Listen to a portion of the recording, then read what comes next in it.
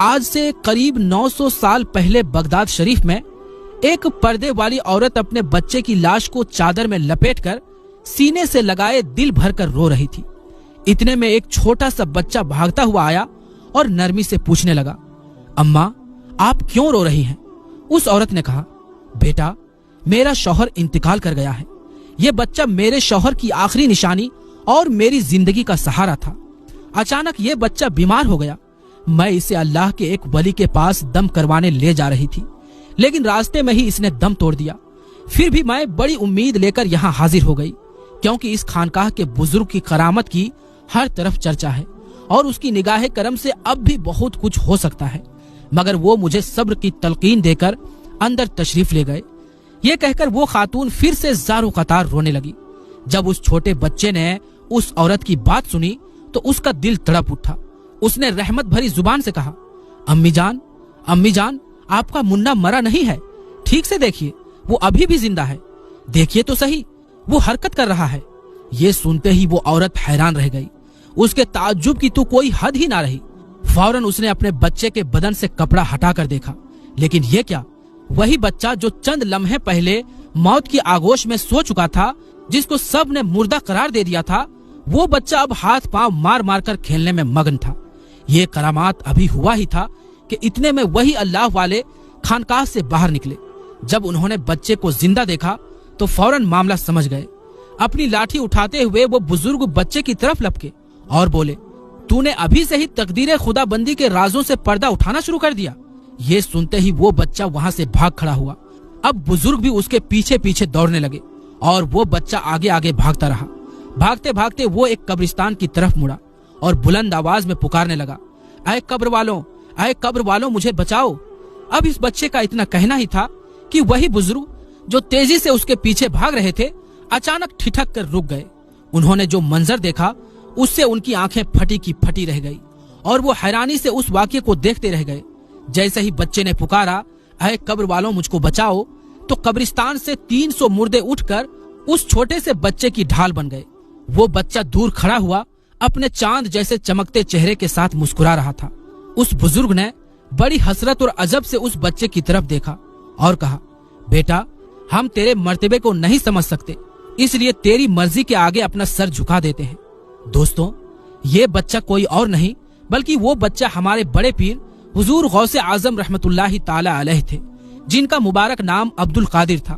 آگے چل کر آپ غوث اعظم شیخ عبد القادر جیلانی رحمت اللہ تعالی علیہ کے لقب سے مشہور ہوئے۔ حضور غوث اعظم رحمت اللہ تعالی علیہ کو اللہ تبارک و تعالی نے بہت بلند مقام عطا فرمایا اور یہ کراماتیں بچپن سے ہی ظاہر ہونے لگی۔ ایک واقعہ یوں ہے کہ جب آپ مدرسے سے پڑھ کر گھر لوٹے تو اپنی امی جان سے کہا، امی جان آپ پر میرا ایک احسان ہے۔ اب سوچئے ایک چھوٹا سا بچہ اگر اپنی ماں سے ایسا کہے تو یہ کتنی حیرت کی بات ہوگی۔ آپ کی امی جان بھی تعجب میں آ گئی اور کہنے لگی، عبد القادر یہ الگ بات ہے کہ تمہاری پیدائش بہت عجیب ہے اور تمہاری برکتیں بے شمار ہے، لیکن آخر تم نے مجھ پر احسان کیسے کیا؟ آپ نے فرمایا، امی جان کیا آپ کو یاد ہے میری پیدائش سے پہلے کا ایک واقعہ؟ ایک بار ایک بھکاری ہمارے دروازے پر بھیک مانگنے آیا تھا۔ آپ نے سونے کے کنگن پہن رکھے تھے اور پردے کی آڑ سے اسے کچھ دینے کی کوشش کی تھی، لیکن وہ بھکاری اس کنگن کے لالچ میں گھر کے اندر گھس آیا تھا۔ آپ ڈر کر گھر کے ایک کونے میں چھپ گئی تھی اور چیخ پڑی تھی کہ اے اللہ میری حفاظت فرما۔ تبھی اچانک وہاں ایک بڑا شیر نامودار ہوا جس نے اس بھکاری کو چیر پھاڑ کر رکھ دیا تھا۔ امی جان کیا یہ بات سچ ہے یا نہیں؟ آپ کی امی جان نے کہا، عبد القادر یہ بات بالکل صحیح ہے۔ آپ نے مسکراتے ہوئے فرمایا، امی جان کیا آپ جانتی ہیں کہ وہ شیر کون تھا؟ امی جان نے کہا، نہیں بیٹا۔ تب آپ نے فرمایا، امی جان وہ شیر میں ہی تھا جس نے اس ڈاکو کو چیر پھاڑ کر آپ کی حفاظت کی تھی۔ اسی طرح ایک واقعہ حضور غوث پاک رحمت اللہ تعالی علیہ فرماتے ہیں کہ ایک دن میں جنگل میں بیٹھا ہوا سبق یاد کر رہا تھا۔ اس وقت غربت، بھوک اور تنگحالی سے بہت پریشان تھا۔ اچانک مجھے ایک آواز سنائی دی، اے عبد القادر جا اور اپنی جان بچانے کے لیے کھانے کے واسطے قرض لے لے تاکہ علم حاصل کرنے میں کوئی رکاوٹ نہ آئے۔ میں نے جواب دیا، میں کس منہ سے قرض مانگوں؟ میں تو ایک مفلس یعنی غریب انسان ہوں، بھوک کی تکلیف سہنے والا۔ मेरे पास तो पहनने के लिए एक जुब्बा भी नहीं है, मैं कर्ज किस तरह अदा करूंगा। तब गैब से आवाज आई, मुतमईन हो जाओ, तुम्हारा कर्ज अदा करना हमारी जिम्मेदारी है। ये सुनकर मैं एक रोटी बेचने वाले के पास गया और उससे कहा, तुम मुझे इस शर्त पर हर रोज बतौर कर्ज 1.5 रोटी दे दिया करो। अगर मुझे कहीं से कुछ मिल गया तो मैं तेरा कर्ज अदा कर दूंगा, और अगर मैं मर गया तो मुझे माफ कर देना। नान बाई ने जब ये अल्फाज सुने तो बेइख्तियार रो पड़ा और कहने लगा, हजरत, मैंने आपको इजाजत दी, जो चाहे मुझसे ले लिया करें। चुनांचे मैं उससे हर रोज 1.5 रोटी लाया करता था। इसी तरह एक अरसे तक ये सिलसिला चलता रहा, लेकिन एक दिन मुझे ये ख्याल आया, मैं हर रोज खाए जा रहा हूँ, मगर अब तक उसका कर्ज अदा नहीं कर सका।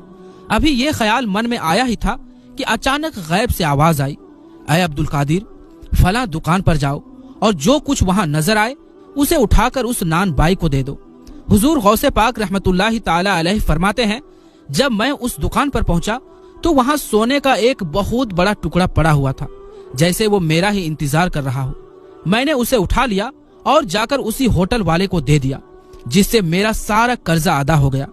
शेख अबू अब्दुल्लाह नज्जार का बयान है कि हजरत शेख अब्दुल कादिर जिलानी रहमतुल्लाहि ताला अलैह ने मुझसे फरमाया कि मुझ पर बड़ी बड़ी नाकाबिले बर्दाश्त मुश्किलात गुजरा करती थी। अगर वे मुश्किलात पहाड़ पर गुजरती तो पहाड़ भी फट जाता। जब ये मुसीबतें और कठिनाइयां चारों तरफ से मुझे घेर लेती थी तो मैं तंग आकर जमीन पर लेट जाता था और बार बार ये आयते करीमा पढ़ता था, फ़इन्ना माअल उसरी युसरन इन्ना माअल उसरी युसरा, बेशक मुश्किल के साथ आसानी है। फिर जब मैं जमीन से सर उठाता तो मेरी सभी तकलीफें दूर हो जाती थी। दोस्तों, गौसे पाक की करामात बेशुमार है। आपके जमाने में आपसे बढ़कर किसी को साहिबे करामत नहीं देखा गया। कभी कभी करामात आपसे जाहिर होती थी और कभी आप में। इमाम नबवी रहमतुल्लाहि ताला अलैह बस्तान अल आरिफीन में फरमाते हैं कि किसी वली की करामत इस कसरत से हम तक नहीं पहुंची जिस कसरत के साथ सैयदना शेख अब्दुल कादिर जिलानी रहमतुल्लाहि ताला अलैह की करामत हम तक पहुंची। एक मर्तबा हुजूर गौसे आजम रहमतुल्लाहि ताला अलैह की खिदमत में एक औरत अपने लड़के को लेकर आई और अर्ज करने लगी, मैं देखती हूँ कि ये लड़का आपसे बेहद अकीदत और मोहब्बत रखता है, इसलिए मैं अपना हक माफ करके अल्लाह के लिए इसे आपको देती हूँ। आप इसे अपनी गुलामी में कबूल कर लें। आप रहमतुल्लाहि ताला अलैह ने उस लड़के को अपने पास बुलाया और उसे कुछ जिक्र अज़कार सिखा दिए। इसके साथ ही उसे मेहनत और कठिनाइयों का सामना करने का भी हुक्म दिया। ये जाहिर है कि जो लोग मेहनत और कठिनाइयों का सामना करते हैं उन्हें भूखा भी रहना पड़ता है, रात भर जागना भी पड़ता है और जागते हुए अल्लाह ताला की इबादत करनी होती है। ऐसे में अच्छा खासा इंसान भी दुबला पतला हो जाता है। एक रोज लड़के की माँ उससे मिलने आई तो भूख और बेदारी की वजह से उसे काफी दुबला पतला और कमजोर पाया। उसने अपने लड़के को जौ की रोटी खाते देखा। वो बेचारी ममता की मारी आपकी खिदमत में हाजिर हुई तो उसने देखा कि आपके सामने एक बर्तन रखा हुआ है जिससे आप रहमतुल्लाहि ताला अलैह मुर्गे का गोश्त खा चुके थे और सिर्फ हड्डियां ही बाकी रह गई थी। उस औरत ने जब ये देखा तो कहने लगी, आप तो खुद मुर्गे की सालन से रोटी खाते हैं और मेरे लड़के को जौ की रोटी खिलाते हैं। ये सुनकर हुजूर गौसे पाक रहमतुल्लाहि ताला अलैह ने अपना हाथ मुबारक उन हड्डियों पर रखा और यूं फरमाया, उसके हुक्म से खड़ी हो जा जो बोसीदा हड्डियों को मरने के बाद दोबारा जिंदा फरमाएगा। आपका ये फरमाना था कि फौरन मुर्गी उठकर खड़ी हो गई और बोलने लगी। फिर आप रहमतुल्लाहि ताला अलैह ने उस औरत से फरमाया, तू कहती है कि मैं खुद तो गोश्त खाता हूँ और तेरे लड़के को जौ की रोटी खिलाता हूँ, तो तू सुन ले, तेरा लड़का भी जब इस काबिल हो जाएगा तो उस वक्त जो चाहा करेगा खाया करेगा। एक रोज सरकार गौसे आजम रहमतुल्लाहि ताला अलैह तकरीर फरमा रहे थे और हवा काफी तेज चल रही थी। इसी दौरान एक चील चीखती चिल्लाती उड़ती हुई आपकी मजलिस के ऊपर से गुजरी, जिससे वहां मौजूद लोगों का ध्यान चील की तरफ चला गया। आप रहमतुल्लाहि ताला अलैह ने फरमाया, ऐ हवा, इस चील का सर उड़ा दे। ये फरमाना ही था कि चील का धड़ एक तरफ और सर दूसरी तरफ गिर पड़ा। ये देखकर आप रहमतुल्लाहि ताला अलैह तख्त से नीचे उतरे और चील को एक हाथ में लेकर दूसरा हाथ उस पर फेरा और बिस्मिल्लाहिर्रहमानिर्रहीम पढ़ा। वो अल्लाह के हुक्म से जिंदा होकर उड़ गई और लोग देखते ही रह गए। शेख मुअम्मर जिरादा बयान करते हैं कि मैं एक बार सरकार गौसे आजम रहमतुल्लाहि ताला अलैह की खिदमत में हाजिर हुआ था। उस वक्त आप रहमतुल्लाहि ताला अलैह बैठे हुए कुछ लिख रहे थे। इतने में छत से 2-3 मरतबा कुछ मिट्टी गिरी। آپ رحمت اللہ تعالی علیہ اسے جھاڑتے رہے۔ جب یہ مٹی چوتھی دفعہ آپ پر گری تو آپ نے اپنے اوپر سر اٹھا کر دیکھا کہ ایک چوہا مٹی کھود کر گرا رہا تھا۔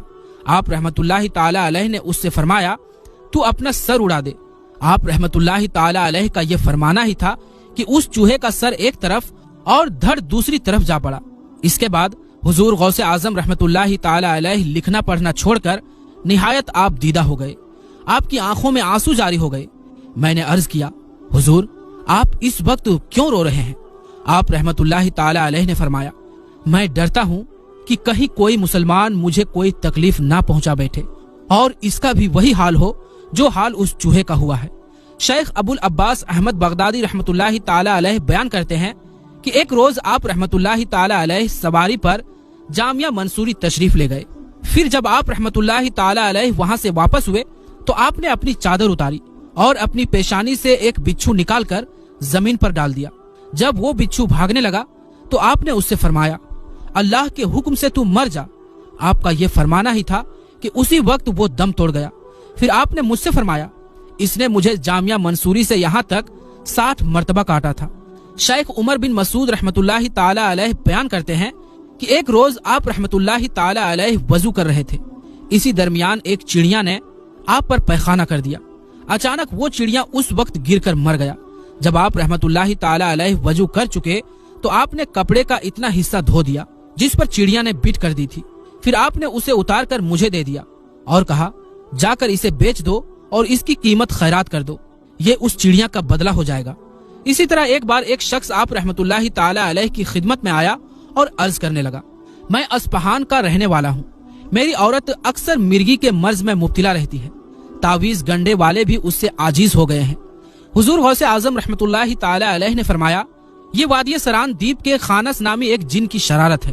جب تیری عورت کو مرگی آئے تو اس کے کان میں کہہ دینا کہ عبد القادر جو بغداد میں رہتے ہیں تجھ سے کہتے ہیں کہ پھر کبھی نہ آنا، اگر آئے گا تو ہلاک ہو جائے گا۔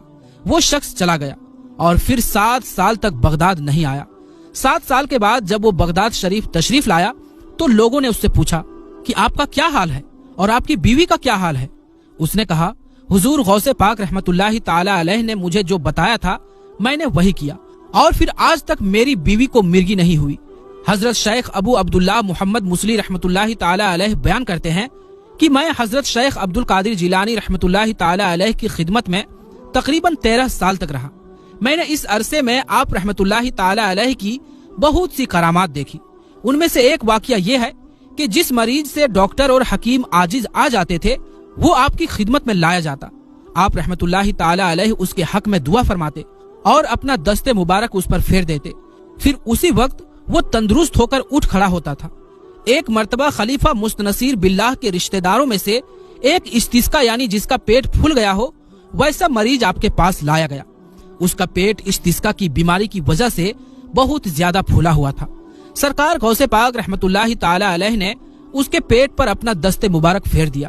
اللہ کے حکم سے اس کا پیٹ بالکل ٹھیک ہو گیا جیسے اسے کوئی بیماری ہی نہیں تھی۔